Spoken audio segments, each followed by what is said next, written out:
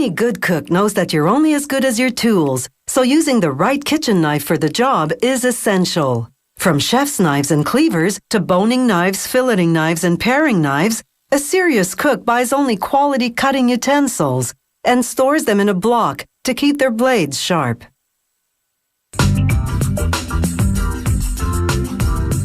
Today's blades are truly a cut above the stone tools that cavemen used.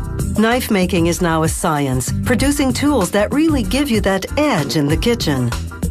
First, they roll out steel by the sheet from a big coil. Then, this machine called a press cuts out the blades with a punch. And it really does pack a punch. It brings 110 tons of pressure to bear in order to make these steel cutouts. Next, things get really hot. They roll baskets full of the blade cutouts into a high-temperature furnace. The blades bake at 843 degrees Celsius for 2 hours. This hardens the steel.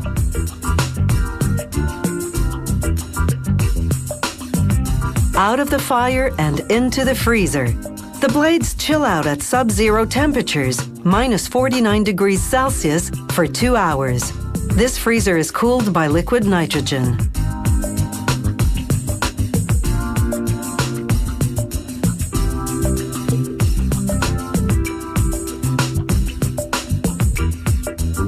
Now we have what they call cold hard steel.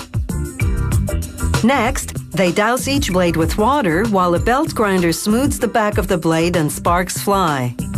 Continuous water keeps the steel cool and hard while a sander smooths the back of the blade.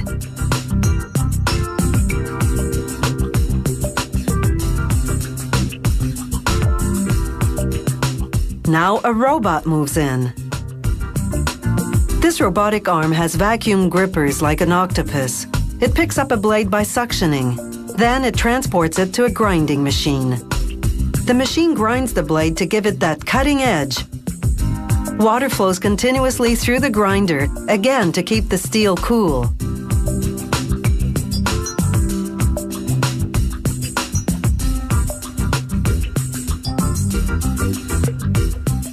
The robot keeps everything moving, putting a paring blade through the grinder every 12 seconds.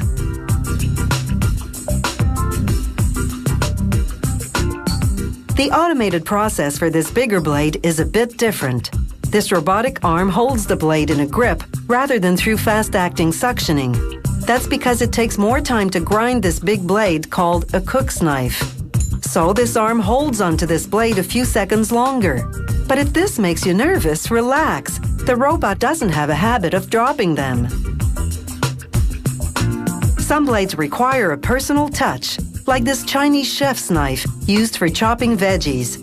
The worker runs the blade over the grinding stone very carefully. This gives it a very thin edge.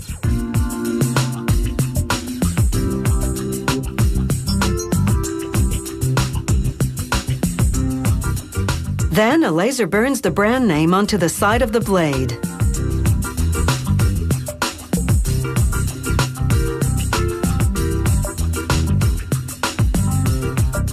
Next, a piece of wood goes into a clamp, and a router shaves it into the shape of a handle. The end of the blade now fits neatly into the handle. A worker clamps the knife onto a riveting machine. Those things that look like bullets on an ammunition belt are actually the rivets. The machine forces the rivets into the handle from both sides. The rivets lock together inside the handle so they can never be taken apart. Rivets are forever. Now they grind down any protruding steel from the handle. This makes the wood flush with the steel from the blade. The piece of metal that extends into the handle is called the tang. It gives the knife weight and balance. Finally, they hone the knife between two stone grinding wheels. With this kind of an edge, these knives will slice paper. But these knives will do their best work on the cutting board, where they'll make the cook's life easier and meals tastier, no matter how you slice it.